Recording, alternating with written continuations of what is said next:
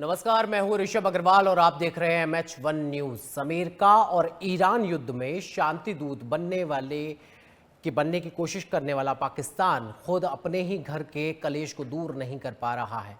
दरअसल पाकिस्तान के कब्जे वाले कश्मीर में महंगाई, बिजली संकट और आवश्यक वस्तुओं की बढ़ती कीमतों के खिलाफ बड़े पैमाने पर अब विरोध प्रदर्शन देखने को मिल रहा है। अलग अलग सामाजिक और राजनीतिक संगठनों के आह्वान पर हजारों लोग सड़कों पर उतरे हैं और सरकार से राहत देने की मांग कर रहे हैं। यहां तक कि लोग पाकिस्तान से अपनी आजादी के लिए अब आवाज को और ज्यादा बुलंद कर रहे हैं। सरकार के खिलाफ मुजफ्फराबाद से लोगों का मार्च पाकिस्तान की सरकार के होश उड़ा रहा है। बदहाली में अपना जीवन जी रहे लोग अब आजादी और अधिकार के लिए सरकार से आमने सामने की लड़ाई लड़ने के लिए पूरी तरीके से बाहर है।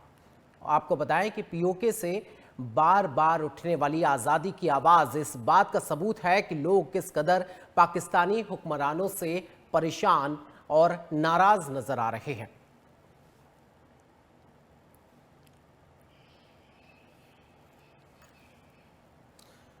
तो लगातार पाकिस्तान के पीओके में अब लोग सरकार के खिलाफ नजर आ रहे हैं, अपनी आवाज उठा रहे हैं। बुनियादी सुविधाओं के लिए अब जनता सड़कों पर उतर आई है। तो आपको बताएं कि इसी के साथ तमाम और चीजें पाकिस्तान के साथ इस समय चल रही हैं। पाकिस्तान चौतरफा घिरता नजर आ रहा है। कैसे घिर रहा है और क्या अब पाकिस्तान परेशान है? क्या पाकिस्तान में लोग जो नाराज हैं उससे अब पाकिस्तान की शहबाज सरकार को डर सताने लगा है? इन्हीं सारी विषयों पर चर्चा करने के लिए हमारे साथ मौजूद हैं पीयूष अग्रवाल जी, रिटायर्ड कर्नल हैं। आज उनसे जानेंगे पाकिस्तान में जो चल रहा है कैसे वो मैनेज होगा और क्या अब पाकिस्तान चौतरफा घिर चुका है। पीयूष जी, सबसे पहले तो बहुत बहुत स्वागत है आपका MH1 पर। और सबसे पहला सवाल मेरा यही है, क्या जो स्थिति अभी देखने को मिल रही है, बलूचिस्तान से लेकर हो, चाइना के स्टेप बैक से लेकर हो और बाकी की चीजें अभी हमारे सामने हैं कि जनता किस तरह से बुनियादी सुविधाओं के लिए अब सड़कों पर उतर आई है, तो क्या पाकिस्तान अब चौतरफा घिर चुका है, बुरी तरह से मान लिया जाए? जी, सबसे पहले तो मैं आपको ये बताना चाहूंगा कि आज 26 जुलाई है और आज ही के दिन 27 वर्ष पूर्व भारत के ऊपर पाकिस्तान ने इसी इलाके पर भारत ने उसके ऊपर जीत पाई थी। और आज कारगिल विजय दिवस के उपलक्ष्य में सभी देशवासियों को बधाई भी देंगे। और उस वक्त जो जांबाज सैनिकों ने अपनी जान कमाई, हमारे 527 वीर सैनिक पीओके के और कारगिल की पहाड़ियों में उन्होंने वो शहीद हुए, बलिदान दिया। और मैं फक्र के साथ ये भी कहना चाहूंगा कि मैं भी उस युद्ध का हिस्सा था। और आज 27 वर्ष बाद पाकिस्तान उसी तरह के दौर से गुजर रहा है। पिछली बार उन्होंने अपने आप हमारे देश पर हमला बोला था, आज उनके लोगों ने उनके ऊपर मुसीबत कर दी है। अब पाकिस्तान ऑक्युपाइड कश्मीर जो हम बोलते हैं, पाकिस्तान ऑक्युपाइड कश्मीर भारत का अभिन्न अंग है, ये हम सब जानते हैं। जब हमें आजादी मिली थी और उसके बाद पाकिस्तान ने कश्मीर के ऊपर हमला बोला था 48 में, तब वहां के राजा हरि सिंह ने इंस्ट्रूमेंट ऑफ एक्सेशन में हमें पाकिस्तान का कश्मीर का पूरा जो है वो हमें हमारा देश का हिस्सा अभिन्न अंग बन गया था। तो टेक्निकली और इंटरनेशनल प्लेटफॉर्म्स भी सभी ये मानते हैं कि ये जो हिस्सा है वो हमारा है। अब बात करते हैं कि वहां पर क्या प्रॉब्लम है और क्यों ऐसा हो रहा है। जो पीओके जिसको हम बोलते हैं वो कश्मीर और पाकिस्तान दो हिस्सों में बांटा हुआ है उन्होंने। एक होता है गिलगिट बल्तिस्तान और एक को बोलते हैं AJK, Azad Jammu and Kashmir. अब दोनों का स्टेटस थोड़ा थोड़ा फर्क है। आजाद जम्मू एंड कश्मीर का एक प्रधानमंत्री होता है, एक उनका अपना लेजिस्लेचर होता है, और गिलगिट बल्तिस्तान का इलाका डायरेक्टली इस्लामाबाद से गवर्न होता है। लेकिन ये दोनों उनके प्राइम मिनिस्टर और उनकी लेजिस्लेटिव असेंबली होने के बावजूद भी उनको कोई राइट्स, कोई अधिकार नहीं है। एक्सट्रीम पॉवर्टी, एक्सप्लॉयटेशन उनके ऊपर बहुत, जो वहां पर सबसे ज्यादा एनर्जी मंगला डैम और बाकी चीजों से जो वहां से जो पूरे पाकिस्तान को सप्लाई होती है, उसके बावजूद वहां की आवाम को कुछ नहीं मिलता है। तो वहां पर एक कश्मीरी, उमर कश्मीरी नाम के व्यक्ति जो भी लीड कर रहे हैं JAAC, ज्वाइंट अवामी एक्शन कमेटी, उन्होंने कहा कि हमारे हक हैं कुछ। उन्होंने 38 पॉइंट की एक डिमांड रखी है सरकार के आगे, पाकिस्तान सरकार के आगे। और पाकिस्तान सरकार का मतलब है वहां पर पाकिस्तान में सरकार तो कहने के लिए हमें सभी को मालूम है कि वहां की मिलिट्री कंट्रोल करती है वहां की सरकार को। तो उन्होंने एक भी उनकी मांग नहीं पूरी करी है। और उनकी जो 38 मांगे हैं उनमें से 3 चीजें खास हैं कि हमारा रिप्रेजेंटेशन होना चाहिए पार्लियामेंट में, क्योंकि उनके क्या है 12 सीटें रिफ्यूजी सीटें हैं जो कि जो पंजाब मुसलमान है वहां का, जो पंजाब प्रोविंस का है, वो कंट्रोल करता है। तो उनका रिप्रेजेंटेशन नहीं है। इकोनॉमिकली, आर्थिक रूप से प्रताड़ित हैं, उनकी कोई आवाज नहीं है। और उनको जो वो अपना हिस्सा पाकिस्तान को देते हैं आर्थिक रूप से, एनर्जी के रूप से, उसके बदले में उन्हें सिर्फ गोली, डंडा, बंदूक और उनके ऊपर जो पाकिस्तान मिलिट्री का जो जुल्म है वो वापस में मिलता है। तो नेचुरल सी बात है कि वो चाहते हैं कि हमें हमारा हक मिले और खाली पीओके की बात ना करें। अगर हम देखें पूरी चीज, तो पाकिस्तान इस वक्त सबसे कठिन दौर में गुजर रहा है। कुछ दिन पहले ही बलूचिस्तान, जो कि उनके पश्चिमी बॉर्डर का 44% हिस्सा है, उसने इंडिपेंडेंस डिक्लेयर कर दी। मीर यार बलोच, उन्होंने कहा कि हम पाकिस्तान को अपना वो मानते ही नहीं देश, और हम इंडिपेंडेंट हैं। सिंध प्रांत की बात करें तो उनका भी हालत खराब है। कुल मिलाकर जो उनका पंजाब का जो पंजाबी मुसलमान है, वो पूरे पाकिस्तान पर जुल्म ढाकर गवर्न करना चाहता है, वो भी थ्रू मिलिट्री। जी ऋषभ। जी बिल्कुल, लगातार पाकिस्तान जिस तरीके से स्थिति दिख रही है पाकिस्तान में, उस तरीके से अब पाकिस्तान घिरता जा रहा है। लगातार बलूचिस्तान की तरफ से भी आवाज़ें उठने लगी। पिछले दिनों देखा कि बलूचिस्तान ने जिस तरीके से कहा कि हम खुद को आज़ाद मानते हैं और पाकिस्तान से अलग होने की उन्होंने बात कही थी, और तमाम बहुत सारी चीज़ें निकलकर सामने आई थी। वहीं पाकिस्तानी सेना के खिलाफ भी जनता का अब गुस्सा ज़मीन पर देखने को मिल रहा है। वहीं ये भी बात सामने आ रही है कि सरकार और सेना के बीच में अब तालमेल उस तरह का नहीं है जो पहले हुआ करता था। जबकि बहुत सारे देशों का जब कोई मामला आता था, आतंकी मामला आता था या कोई भी आता था, उस दौरान पाकिस्तान पर आरोप लगते थे और सेना और सरकार की शह की बातें निकलकर सामने आती थी। लेकिन अब ऐसा क्या हो गया कि अब सेना और सरकार में समन्वय नहीं हो पा रहा पाकिस्तान में? देखिए, बिल्कुल सीधा सा वो है कि वहां पर सरकार है ही नहीं। सरकार सिर्फ पपेट हैं। जो आप शहबाज शरीफ को हम सरकार कह रहे हैं, या उनके लेड बाई PML सरकार जो है, वो किसी भी तरीके से हम उसको सरकार कहें तो सरकार को कहना एक हंसी की बात होगी, हंसी का पात्र बन जाएगा। पूरा कंट्रोल इस वक्त वहां के जो फील्ड मार्शल हैं आसिफ मुनीर के हाथ में है। आपने देखा है, चाहे वो अमेरिका में पीछे डोनाल्ड ट्रंप के साथ जा रहे थे तो सारे डिसीजन वो लेते थे। ईरान के बीच में मध्यस्थता की बात करने की बात आई, तब सबसे आगे, सबसे फ्रंट पे आसिफ मुनीर नजर आए। और आसिफ मुनीर एक बहुत ही रेडिकलाइज्ड, जो कि self centred, radicalised Islamist military personnel हैं। वो एक दमन का प्रयोग करते हैं और वो सोचते हैं कि मिलिट्री जैसे दमन करेगी जहां जिस भी जगह पर, तो उसी तरीके से वो शासन कर पाएंगे, क्योंकि शासन तो उन्हीं के हाथ में है अभी देखा जाए तो वो सारे मेथड, सारे मॉडस ऑपरेंडी फॉलो कर रहे हैं। और इसी वजह से ही आपने शुरुआत करी कि पाकिस्तान लगता है चौतरफा घिर गया है, बिल्कुल घिर गया है। सिंध, बलूचिस्तान, खैबर पख्तूनवा, जहां पर जो पश्तून स्पीकिंग लोग हैं, उनके ऊपर टीटीपी अफगानिस्तान से नहीं आ रहे हैं, उनके खुद के तहरीके तालिबान पाकिस्तान, वो उनके ऊपर हमला कर रहे हैं, उनके मिलिट्री के ऊपर हमला कर रहे हैं। उधर पीओके में हमला हो रहा है। और आप थोड़े दिन बाद देखिएगा एक बयान निकल के आएगा कि ये सारी की सारी राखी साजिश है, ये हम भारत करवा रहा है। जबकि भारत का इससे कुछ लेना देना नहीं है, कुछ भी लेना देना नहीं है। भारत तो अपनी चीजों को संभालने में अभी लगा हुआ है। और ये एक पाकिस्तान की नीति है कि जब उनसे संभलता नहीं है तो या तो एक्सटर्नल एजेंसी भारत को ब्लेम कर दो, या दमन का प्रयोग करके आर्मी का, एयरफोर्स का लेके वहां पर लाशें बिछा दो, लोगों को गायब कर दो, मार दो, और उनको एक जैसे कि लोकतांत्रिक देश में प्रोटेस्ट या करने की छूट होती है वो ना करने दो। तो इस तरीके से जो मिलिट्री शासन, जो डिक्टेटरशिप आसिफ मुनीर ने शुरू कर रखी है वहां पर, जरूर उसका भुगतान, उसका परिणाम पाकिस्तान को मिलेगा। और हो ना हो आने वाले समय में पाकिस्तान कहीं 5 टुकड़ों में ना टूट जाए, खैबर पख्तूनवा अफगानिस्तान के साथ मिल जाए, पीओके वो पहले कह रहे हैं कि वो भारत के साथ आ जाए, बलूचिस्तान इंडिपेंडेंस, और सिंध भी अपने आप को उनसे अलग करना चाहते हैं, तो बचा खुचा एक पंजाब बचेगा उनके पास, और ये उनके लिए बड़ी खराब सिचुएशन होगी। जी ऋषभ।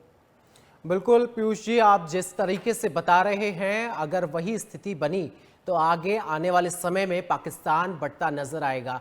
लेकिन एक चीज और देखने को मिली, एक पैटर्न देखने को मिला कि जिस तरीके से चीन अब स्टेप बैक दिख रहा है पाकिस्तान से, उसका कारण जो जब से ये स्थिति दिखी, एक कारण ये था कि पाकिस्तानी जो आवाम है वो वहाँ पे चीनी जो लोग हैं उनको सुरक्षा देने में नाकाम रही है, इससे भी चीन नाराज नजर आया। और इधर अमेरिका के दखलंदाजी के बाद से तो चीन जो है पीछे हटता नजर आ रहा है। तो क्या ये बात खुलकर अब कहना ठीक रहेगा कि अमेरिका की दखल देने के बाद अब चीन स्टेप बैक हो रहा है? बिल्कुल ठीक कहा आपने। चाइना का बहुत सारा निवेश पाकिस्तान में है। उसकी शुरुआत हुई थी एक सीपेक नाम की एक सड़क रास्ता बनाया था उन्होंने ग्वादर पोर्ट से शिनजियांग प्रोविंस तक का। पहले $46 बिलियन खर्च किए थे, बाद में बढ़ते बढ़ते वो $70 बिलियन का था। और वो पीओके के थ्रू से, पीओके के बीच से जाता था, जो कि पीओके हमारा हिस्सा है। हमने उस पर विरोध भी जताया था इंटरनेशनल फोरम्स में, यूनाइटेड नेशंस में, कि हमारा डिस्प्यूटेड जो हमारा इलाका है और दुनिया भी मानती है कि वो डिस्प्यूटेड है, वहां से चीन कैसे अपना रास्ता निकाल सकता है। और हमने देखा उस रास्ते के ऊपर, और जो वहां पे उनके इंजीनियर्स थे, उनके लोग थे, उनके ऊपर कई बार लगातार हमले हुए। रेस्पॉन्सिबिलिटी जो थी वो पाकिस्तान की थी, उनको सुरक्षा प्रदान करने की थी। लेकिन Chinese nationals, Chinese personal, Chinese technicians, Chinese लोगों के ऊपर काफी हमले हुए। एक तो ये कारण था। बदले में चाइना के पास उनके काफी सारे एसेट्स मॉर्टगेज हैं already, including PIA, Pakistan international airlines. उनके पास अपना सेफ्टी है उस तरीके से। लेकिन चाइना को हाल फिलहाल ये लगा कि पाकिस्तान तो एक अनरिलायबल कंट्री है, वो किसी भी तरफ जहां उसका फायदा होता है उस तरफ वो लुढ़क जाता है। जैसे ही डोनाल्ड ट्रंप का क्रिप्टो और माइनिंग को लेकर पाकिस्तान में इंटरेस्ट जगा, अचानक पाकिस्तान ने अपना रुख, अपना रुझान अमेरिका की तरफ कर दिया। तो ये एक विरोधाभास को देखते हुए चाइना ने थोड़े टाइम के लिए वेट एंड वॉच पॉलिसी अपनाई है और फर्दर इन्वेस्टमेंट, आगे के सारे इन्वेस्टमेंट पाकिस्तान में रोक दिए हैं। सिर्फ वो उनको कहता है कि आप हमारे से हथियार ले लीजिए, और हथियार लेने के पीछे सिर्फ और सिर्फ उनका इकोनॉमिक प्रोटेक्शन नहीं है, बल्कि स्ट्रेटेजिक प्रोटेक्शन है। यानी कि अगर वो हथियार बेचता है पाकिस्तान को, JF-17 या PL-15 मिसाइल्स या इंटेलिजेंस शेयरिंग, सैटेलाइट शेयरिंग, जैसे कि ऑप सिंदूर में उन्होंने चाइनीज हथियारों का इस्तेमाल किया था पिछले साल मई के महीने में, तो वो एक इकोनॉमिक बेनिफिट के लिए नहीं दे रहा है पाकिस्तान को, वो एक सेकंड फ्रंट के तौर पर एक चाइना जो है पाकिस्तान को यूज करना चाहता। बाकी उसके अलावा चाइना पाकिस्तान को सिर्फ अपने अपने फायदे के लिए यूज कर रहा है, और उसके अलावा उनकी जो पाकिस्तान की अहमियत चीन की निगाह में उससे ज्यादा कुछ भी नहीं है। जी ऋषभ। जी बिल्कुल पीयूष जी, आप जिस तरीके से बता रहे हैं पाकिस्तान की स्थिति वाकई में गंभीर नज़र आ रही है, और जिस तरीके से खबरें निकलकर सामने आती हैं, जनता भी अब आवाज़ उठाने लगी है कि हमको जो चीज़ें चाहिए वो सरकार मुहैया नहीं करवा पा रही है। सड़कों पर आवाम उतरी हुई है, ये बड़ी बात है, क्योंकि ये बड़ी बात इसलिए भी हो जाती है कि हाल ही में अब समय चुनाव का भी आ रहा है पाकिस्तान में, तो जनता सड़कों पर है और ठीक चुनाव से पहले सड़कों पर है। तो क्या माना जाए कि चुनाव में बड़ा असर पड़ सकता है इसका? बिल्कुल पड़ेगा, चुनाव में बहुत बड़ा असर पड़ने वाला है।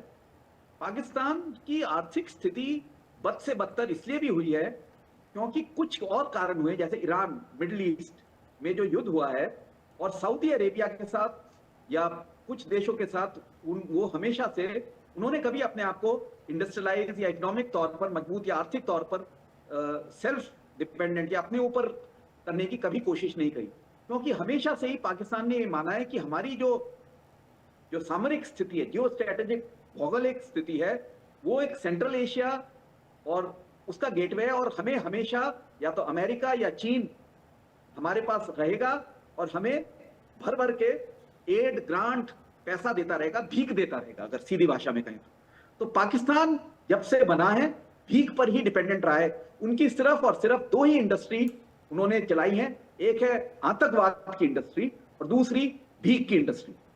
और इसीलिए वो कभी भी उन्होंने अपने आवाम को रेस्पेक्ट नहीं करी, वहां के देश, उनके नेताओं ने, उनके पॉलिटिकल सेटअप ने, उनकी लीडरशिप ने। और आधे टाइम पे आपने देखा है कि अभी तक 23-24 उनके प्रधानमंत्री चेंज हो चुके हैं। मिलिट्री ने उनके पिछले 70-80 वर्ष में आधे से ज्यादा टाइम डिक्टेटरशिप का रूल रहा है। कभी सरकार मिलिट्री की आती है, और अगर डेमोक्रेसी भी आती है तो डेमोक्रेसी भी नाम की डेमोक्रेसी है, पॉलिटिकल डेमोक्रेसी भी नाम की है, कंट्रोल मिलिट्री के पास रहता है। और मिलिट्री के पास जब भी कंट्रोल रहता है तो उनको आर्थिक इंडस्ट्रियलाइजेशन, लोगों की सोच, लोगों की एस्पिरेशंस, लोगों की जरूरतें, उनसे कोई ज्यादा लेना देना नहीं होता। उनको तो सिर्फ अपना दमन करके, कंट्रोल करके उनके ऊपर शासन करना होता है। और यही बखूबी पाकिस्तान ने अपने देश में किया है। अगर वो यही फॉलो करते रहेंगे तो पाकिस्तान का टूटना निश्चित है। उसके लिए भारत या किसी और देश की जरूरत नहीं है, वो अपने आप अंदरूनी तौर पर ही बिखर जाएगा। और जब लोगों को खाने पीने को नहीं मिलेगा, सरकार अगर बदल भी देंगे तो कोई भी सरकार वहां पर इंडिपेंडेंट तौर पर काम नहीं कर सकती आज की तारीख कुल में। मिला के कहा जाए कि शहबाज सरकार इस समय पूरी तरीके से चौतरफा घिरी हुई है, और जो आने वाला चुनाव है वो पूरी तरीके से उनके खिलाफ नजर आ रहा है, जो स्थिति है मौजूदा। बिल्कुल बिल्कुल बिल्कुल। और यहां तक कि नवाज शरीफ ने मतलब इसको हास्यास्पद ही कहेंगे कि उन्होंने ऑफर किया कि मैं प्राइम मिनिस्टर बन जाता हूं आजाद कश्मीर या पीओके का। ये कोई खेल थोड़ी ना है। आप इलेक्ट हुई है, वहां की सरकार जो है उसको अपने आवाम के लिए आर्थिक रूप से कुछ करने की जरूरत है, और सही दिशा दिखाने की जरूरत है। आप कभी भी दूसरे देशों पर डिपेंडेंट रहेंगे, आत्मनिर्भर नहीं बनेंगे, तो आपको ये प्रॉब्लम जरूर फेस करनी पड़ेगी।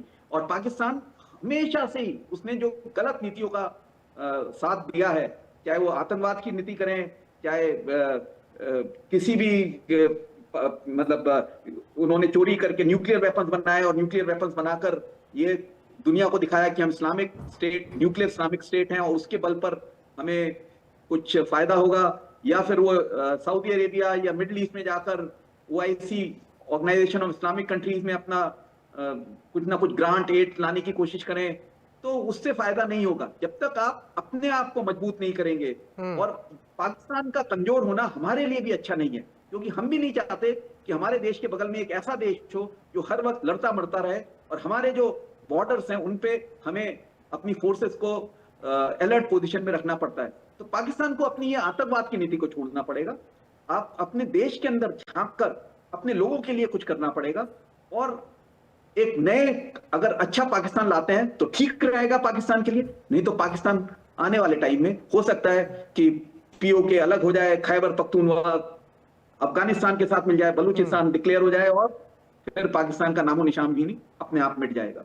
जी बिल्कुल, पाकिस्तान की जो स्थिति है वो नामो निशान मिटने की दिशा में दिखाई दे रही है। और इसी बीच आज कारगिल दिवस के अवसर पर रक्षा मंत्री राजनाथ सिंह का एक बयान आता है। उन्होंने साफ कह दिया पाकिस्तान को कि अब बात होगी तो सिर्फ पीओके पे होगी। तो साफ मान लिया जाए कि अब पीओके भारत का हिस्सा हो जाएगा भविष्य में? अपने आप होगा, बिल्कुल। हमें उस पर वहां के लोग जब देखेंगे कि हमारा देश तरक्की कर रहा है, हमारा जो कश्मीर में अब आवाम, रेलवे, सड़कें, लोगों की जो फाइनेंशियल कंडीशंस है, पाकिस्तान ने पूरा दम लगाया पिछले 20-30 वर्षों में टेररिज्म, आतंकवाद को फैलाकर। उसके बावजूद वहां की आवाम को समझ में आया कि शांति से अच्छा कोई रास्ता नहीं है, तो वहां पर डेवलपमेंट हुआ है। और वो भी चाह रहे हैं कि उनके देश में भी हो, और वो उनके देश में, उनके देश के द्वारा नहीं होगा तो हम लोग करेंगे, और वो हमारा हिस्सा। और बिल्कुल सही है कि हम, इसमें कोई शक ही नहीं है कि पीओके एक इलेजिटिमेट, गैर कानूनी रूप से कब्जा किया हुआ भारत का हिस्सा है। वो भारत का एक अभिन्न अंग है, और आने वाले समय में हमारे पास जरूर आएगा, इसमें कोई मेरे मन में कोई शक नहीं है और किसी भारतीय के मन में भी शायद कोई शक नहीं होना चाहिए। तो जी, मतलब मान लिया जाए कुल मिला के कि भारत भी अब पीओके को लेकर पूरी तरीके से पाकिस्तान से आर पार के मूड में आ चुका है। बिल्कुल, बिल्कुल। इसमें कोई शक नहीं है और हमें कोई मिलिट्री वॉर नहीं करनी पड़ेगी वहाँ से। मेरे को नहीं लगता कि हम सेना के साथ जाएँगे और वहाँ पर कब्ज़ा करेंगे। पाकिस्तान की आवाम खुद हमारे पास गले मिलेगी और कहेगी कि ये बॉर्डर हटाओ, जो लाइन ऑफ कंट्रोल एलसी बोलते हैं जिसको हम, उसके बाड़ा तैयार करो और कश्मीर जो भारत का जो क्राउन है, जो आप देखते हैं नक्शा, वो पूरा का पूरा हमारे पास होगा और ये एक बहुत सुखद, बहुत खुशी का मौका होगा। और इससे अच्छा क्या बात हो सकती है कि आज हम 26 जुलाई कारगिल विजय दिवस के दिन इस तरह की चर्चा कर रहे हैं। ये तो बहुत ही अच्छी बात है और शायद सारे देशवासियों को हमारी सेनाओं पर फख्र भी होना चाहिए, नाज भी होना चाहिए कि किस तरीके से हम कितने अपॉलिटिकल हैं। हम कभी भी देश के ऊपर डिक्टेटरशिप या इस तरह की कोई चीज हमारे सेनाओं में आता ही नहीं। हम सिर्फ बड़े अच्छे तरीके से देश के साथ रहते हैं, देश की के बॉर्डर्स को प्रोटेक्ट करते हैं और देश पर कभी भी कोई भी प्रॉब्लम या कोई भी खतरा नहीं आने देंगे। ये बात हर एक सैनिक का प्रण होता है और हर एक नागरिक ये मानता है कि हाँ, हमारे सैनिक जब तक 24 घंटे 7 दिन और 365 दिन साल के बॉर्डर पर सर्दी गर्मी बरसात में खड़े हैं, बर्फ में खड़े हैं, तब तक मैं शांति की नींद ले सकता हूं और सुकून से देश को आगे बढ़ा सकता हूं। जी सर। जी बिल्कुल पीयूष जी, और एक चीज और जो सिचुएशन है अभी, जो खबरें निकल कर सामने आ रही हैं, उससे एक चीज और निकलती हुई दिखाई दे रही है। कुछ अगर हम समय पहले की चीजों को देखें तो बांग्लादेश में भी कुछ इसी तरीके की जो है स्टार्टिंग हुई थी, जनता आक्रोश में आई थी और उसके बाद तख्ता पलट एक तरीके से देखने को मिला था बांग्लादेश में। और उसके बाद अब पाकिस्तान में क्या माना जाए कि बांग्लादेशी जो सुर हैं वो गूंज रहे हैं? बिल्कुल।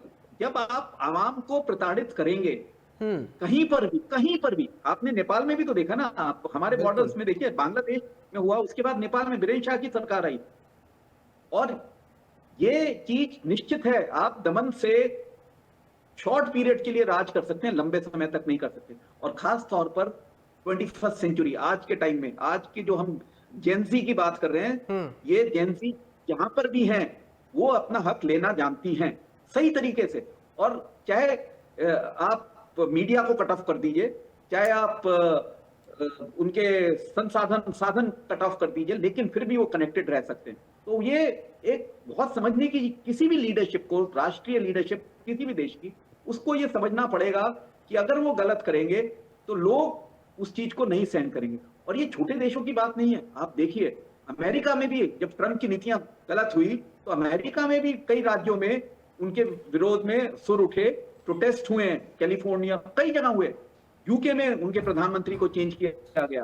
तो ये तो डेवलप्ड कंट्रीज है, अलग स्पेन में, कई कंट्रीज में ये एक कॉमन फिनोमेना नजर आया है कि आप आज की तारीख में दमन से, गन से, बंदूक से आप या छुपाकर आप देश के ऊपर राज नहीं कर सकते। वो जमाने गए। आज सब अवेयर लोग हैं, इतने सारे मीडियम्स और तरीके आ गए हैं, तो आपको लोगों की एस्पिरेशंस, लोगों की इच्छाओं को सामने रखकर उनके ऊपर शासन करना पड़ेगा। उनको आप कुचलने की कोशिश करेंगे तो एक दिन आप खुद कुचले जाओगे। और ये बांग्लादेश में हो चुका है, नेपाल में हो चुका है और अब शायद पाकिस्तान की भी बारी आने वाली। जी बिल्कुल पीयूष जी, लगातार नजर है कि कब तक पाकिस्तान इस तरीके से चलेगा और किस दिशा में पहुंचेगा, स्थिति कहां पहुंचेगी। और ये जो जेनजी की बात आपने कही, वो पाकिस्तान को किस मोड़ पर ले जाकर खड़ा करेगी, ये देखने वाली बात होगी। पीयूष जी, तमाम जो है जानकारियां हमारे साथ डिस्कशन में जुड़ने के लिए बहुत बहुत धन्यवाद आपका। तमाम जानकारियां, तमाम चीज़ें आपने साझा की। Thank you so much for joining us. तो लगातार पाकिस्तान में अब जनता सड़कों पर उतर आई है, सरकार और सेना के खिलाफ आंदोलन की तैयारी में है। बेसिक नीड्स के लिए तमाम मुद्दे ऐसे हैं जिसको लेकर अब जनता सरकार से सवाल पूछ रही है। अब देखना होगा कि चौतरफा घिरा पाकिस्तान किस मोड़ पर जाता है। फिलहाल इस चर्चा में इतना ही। मेरा नाम है ऋषभ अग्रवाल, आप देख रहे हैं MH1 न्यूज। नमस्कार।